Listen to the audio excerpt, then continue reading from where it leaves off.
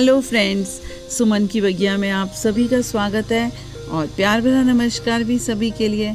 देखिए बिगोनिया में भी कितने सुंदर से फ्लावर्स आ रहे हैं। पिंक भी है, रेड भी है, मेरे पास कई तरह का बिगोनिया है। और लेकिन आज बिगोनिया की बातें नहीं करना चाह रही, मैं बहुत ही प्यारे से प्लांट की बातें करना चाह रही हूँ आपके साथ। दिखाती हूँ आपको, उसका नाम है बेबी टीयर्स। उससे पहले मैं अपने फ्लावर्स के, अपने जो बगिया में मेरे फ्लावर्स आज ब्लूम कर रहे हैं, मैं उनको भी दिखाना चाह रही थी आपको।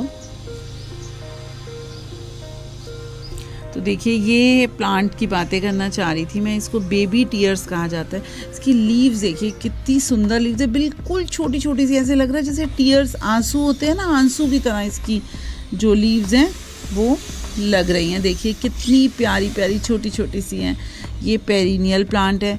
इसको ह्यूमिडिटी बहुत पसंद है और इसको जो लाइट है उसको ज़्यादा धूप नहीं चाहिए, या तो इसको इनडायरेक्ट लाइट दीजिए लेकिन ब्राइट लाइट होनी चाहिए। और अगर आप इसको इंडोर में भी रखेंगे तो बहुत अच्छा ग्रो करेगा। आर्टिफिशियल लाइट में भी अच्छे से चलता है।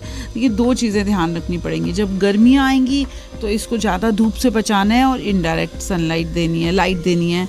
और जब सर्दियाँ आएंगी, विंटर्स होंगी, तो इसको शेड में रखना है ताकि इसमें ज़्यादा पानी आने से, सर्दी से ये प्लांट नहीं चल पाएगा। तो ये थोड़ा सा अगर हम ध्यान रखेंगे, इसका सर्दी आए तो अंदर कर लें शेड में, गर्मी आए तो धूप से बचा लें, तो ये प्लांट सालों साल हमारे साथ चलता रहेगा।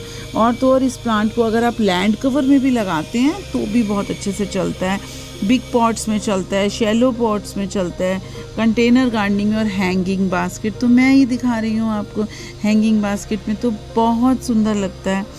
और ये तो मैंने अभी आपको बताया ही कि इसको टू मच जब हीट हो जाती है, बहुत ज़्यादा हीट हो जाती है, तो इसकी लीव्स जो होती हैं वो बर्न कर जाती हैं। ये पेरिनियल तो है लेकिन इसको वार्मथ जो है वो ज़्यादा पसंद है। और तो और अगर आप इसको बिल्कुल भी सन नहीं देंगे तो भी इसकी जो इसकी स्टेम्स होंगी ना, बहुत लैंकी सी हो जाएंगी, लटक सी जाएंगी और वो भी देखने में सुंदर नहीं लगेंगी। और अब हम थोड़ी सी इसकी मैं बात करना चाह रही थी कि इसको हमें कैसी सॉइल लेनी चाहिए, पॉटिंग मिक्स कैसा होना चाहिए। सबसे पहले तो यही बात आ जाती है। तो देखिए सुंदर से लगने वाली लीव्स वाले प्लांट के लिए जब आप हैंगिंग बास्केट में लगाएंगे, तब तो देखिए हैंगिंग बास्केट में तो मैं फिर से कहूँगी, क्योंकि हमें हैंगिंग बास्केट को हैंग करना होता है तो उसको हमें पॉटिंग मिक्स बहुत लाइट चाहिए होता है। उसके लिए हम उसके अंदर कोकोपीट डालते हैं, कंपोस्ट डाल दीजिए या वर्मी कंपोस्ट डाल दीजिए। अगर आपके पास परलाइट हो, वर्मी क्योलाइट हो, वो डाल दीजिए। लेकिन अगर हम इसी को पॉट में लगाते हैं तो हमें सैंड भी चाहिए, थोड़ी सॉइल भी चाहिए, मतलब सॉइल तो चाहिए ही, गार्डन सॉइल, और सैंड भी चाहिए। और कंपोस्ट या वर्मी कंपोस्ट आप डाल देंगे तो अच्छे से चलता रहेगा। और तो और ये प्लांट अगर आपने कभी ध्यान दिया, अगर आप टेरेरियम बना रहे होंगे तो उसमें भी बहुत सुंदर लगता है ये प्लांट लगा हुआ, और अच्छे से चलता भी है। इसकी ग्रोथ भी बहुत अच्छी होती है और अच्छा भी लगता है। और इस तरह से हम हैंगिंग बास्केट हो चाहे पॉट हो, उसकी सॉइल को, पॉटिंग मिक्स को इस तरह से हम रख के इसकी ग्रोथ को अच्छे से चला सकते हैं। और जहाँ तक पानी की बात आता है तो मेन बात है कि देखिए पानी इसको हमेशा मॉइस्ट रखना है और वेल ड्रेन्ड तो होना ही चाहिए। आप किसी भी पॉट में डालें, ये तो हमेशा का थंब रूल है कि वो वेल ड्रेन्ड होना चाहिए, और इसमें भी वेल ड्रेन्ड होना चाहिए। आहा, देखिए कितना सुंदर सा सरप्राइज़ है। इतना प्यारा रोज़ लग रहा है। मैंने पहले आपको रोज़ दिखाए थे, मैंने कितने सारे रोज़ कलेक्शन किया है, तो उसी में देखिए ये वाला रोज़ भी, अभी वाइट रोज़ भी दिखाया था, ये रेड भी बहुत सुंदर लग रहा है। कोलियस तो है ही प्यारा। तो चलिए आगे चलते हैं, हम अपनी बात पे आते हैं कि इसमें ये ध्यान रखना है कि आपको एक बार भी सूखना नहीं चाहिए। देखिए पानी खड़ा भी नहीं रहना चाहिए, पानी सूखना भी नहीं चाहिए। अगर सूख जाएगा तो भी प्लांट डाई हो जाएगा, और अगर पानी खड़ा रहेगा तो भी प्लांट चला जाएगा। इसलिए हमेशा से उसकी सॉइल में आप फिंगर डाल के देखेंगे, अगर उसकी ज़रूरत होगी पानी देने की तभी दीजिएगा, वरना मत दीजिएगा। तो ये तो हो गए इसके किस तरह से हमने इसकी सॉइल लेनी है और हमें वाटरिंग इसको किस तरह से करनी है। अब एक बात आती है कि इसकी फर्टिलाइज़र हम कौन सा दें इसको।